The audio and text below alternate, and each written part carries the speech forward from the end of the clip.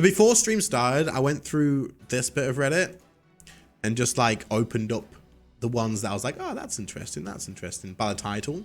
But I've not actually read through them. But I'm going to start including these in the streams from now on because I just think it rather than seeing me kill the same bosses again and again and again, it just adds a little bit extra. So this one I thought was interesting because it says in-game versus store, and it says they constantly put things that are really, really cool in stores rather than in the game. And guess what happens? People don't have motivation to come back and play the game. So apparently this was something from Asmongold. I'm assuming this is the horse from Diablo because I do watch Asmongold and I've not seen that video yet, but I've seen like the title and stuff of it. I'm going to assume it's that, but this is too true. So someone's brought this over to here and says, I was watching Asmongold's video about a new mount in Diablo 4 when he talked or reacted to how the store constantly gets really cool cosmetics instead of through in-game accomplishments, which causes people to lose interest in playing the game. And you know what? He's got a point, and this applies to RuneScape 3 as well. It feels that the store or treasure hunter become a focal point and has dampened people's motivation to explore the world, defeat bosses, and unravel the mysteries of Gillinor. And this is something I've spoken about quite a lot, to be fair, on other video topics. And I think a lot of people actually disagreed. Most people agreed, right? But a lot of people did disagree. In the sense that, like, bosses can drop cosmetics as well. Like, it always seems like if we're going to get a new boss, people go, oh, what gear is it going to drop? What weapon upgrades are going to drop? What abilities are going to drop? Like, why can't it drop cosmetics as well? Like something that could be tradable, kind of like what is it? The Vorkath drops cosmetics, and it's a cool idea. Like, it's a really cool idea, and it could be something they could add to like hard mode bosses to just give an extra thing to drive yourself to get. But instead, why would we release a cosmetic on a boss when we can sell it for keys? You know, kind of feels like how it goes. So I think we need more challenging content with chase items or cosmetics that can be earned by playing the game. I'm spitballing, but maybe weekly or monthly PVM or clue contests hosted by Jagex or clan bingos, or really anything that can bring people together to compete. And not so many ideas. So these are cool ideas to like bring events into the game that could be player hosted and stuff, or JMod hosted. But at the same time, they could just add this to, like, they could release a super difficult boss that like most people can't really do, and that would be an issue if there was gear locked behind it. And a good example is Zamorak, right? I think at 2,000 and 4,000 Enraged, do you get a cosmetic unlock from Zamorak? I think you do, right?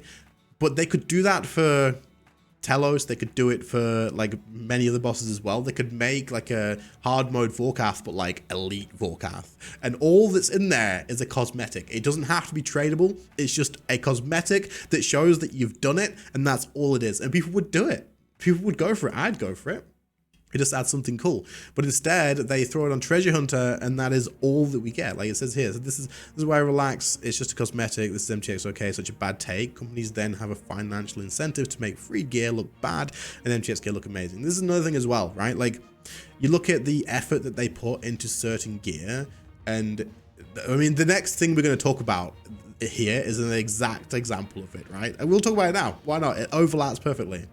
This post has 485 upvotes from when I opened it, right? But it's probably more now. Let me refresh it and see. Is it even a refresh? 555.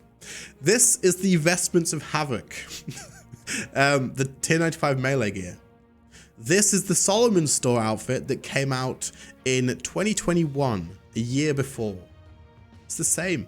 It's the exact same. It's the same override. And if you think, oh, there's some details different, there's not. It's exactly the same. It's got the same little icons. It's just recolored and reskinned. So, like, bro, this is so bad.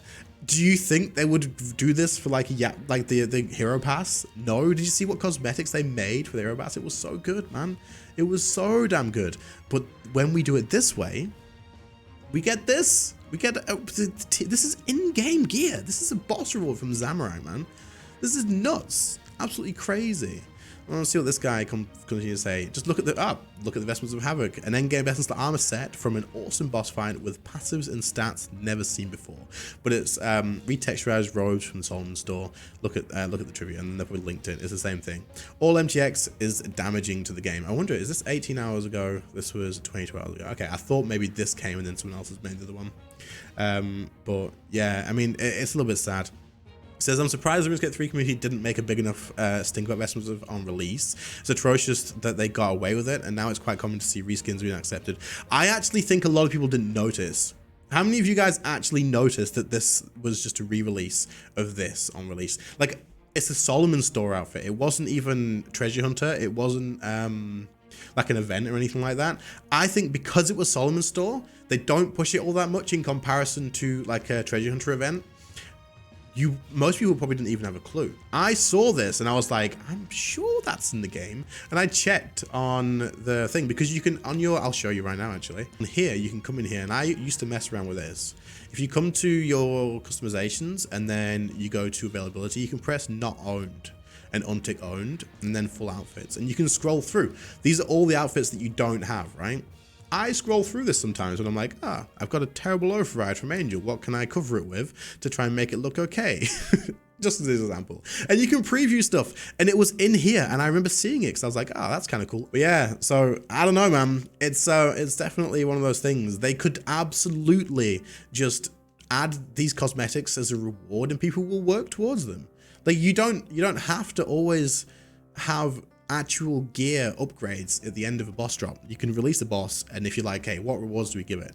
Give it just some cosmetics for people to work towards. Like, how many of you guys play like a lot of your PVM rewards go to dyes, go to like keepsake keys, cosmetic overrides that you would probably never use again after wearing it one time. Yeah, I would grind for some pretty cool cosmetics if you couldn't get it. The sad thing about the Vorkath one is they didn't just leave it on Vorkath, they did the event, right? And you could get it through the event and it's super cheap, but if it was just on Vorkath, man, it would be an extra cool thing. They say it's tricky. I feel like there should be prestigious in-game cosmetics that are at a minimum tied with MTX, how cool they look. Okay, yeah. In reality, they should ideally look better than MTX. They definitely should, but they won't because there's no monetary value behind it. This gives players who want a prestige or cosmetic grind an actual sense of satisfaction rather than feeling that people can just buy a similar look for money. For example, there was that decently looking skin at the end of Hero Pass. How cool would it have been if there was a way to earn a nice upgraded version of that skin by completing some challenges, something totally separate from MTX? I mean, this would be ideal. This would boost engagement as well, like a lot. Like a lot of people will log in to get this, but it just, I don't know. I don't know if there's any Final Fantasy 14 players in chat, but in Final Fantasy 14, there's weapons and gear, I believe, I don't know if they're called relic weapons or something like that people grind for that are completely irrelevant in terms of like actually using them, but because they look cool, people spend ages grinding away at them. And you could do that here. You could do stuff that's not that relevant. Like, it doesn't have to give stats or anything, but as long as it looks good, people will grind for it because it's just a cool override. And it feels like they're still unlocking something. There's no power creep in it. There's no necessarily, like, you don't need to be able to trade it. It could just be an extra way to boost engagement and people logging in for longer. But yeah. Either that or have completely separate skins that are equal in quality. Players will gravitate towards the earned skins anyway because they actually carry prestige and mean something. Yeah, absolutely. Obviously, this doesn't please people who buy skins, and I honestly don't care. I mean, fair. But they could do different things. But it's just like every other MMO. They'll always release the super cool things on the store because it gets more money, and then they'll just put less effort into the actual gear. Now, the reason they do that, though, isn't just because they can sell you the item on the store if it looks good. If the gear in game doesn't look as good, then you're more incentivized to get the override because you look terrible in game. Example, even though this is an override, and then you buy the override to hide that gear. I don't know, this kind of feels like that. But everybody here is using overrides. No one keeps the actual main gear. Except this guy, he's using nothing. He's just got hidden. Which, fair enough. But there you go.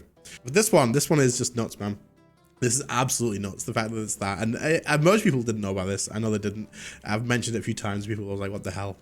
What's this? Let's go for 6. Technically 5.5. Wait, what? What are these? Hero Pass. Were they all from Hero Pass? Okay, they were all from Hero Pass. So it's an upgraded version of the same thing. That's fine. I think that's all good.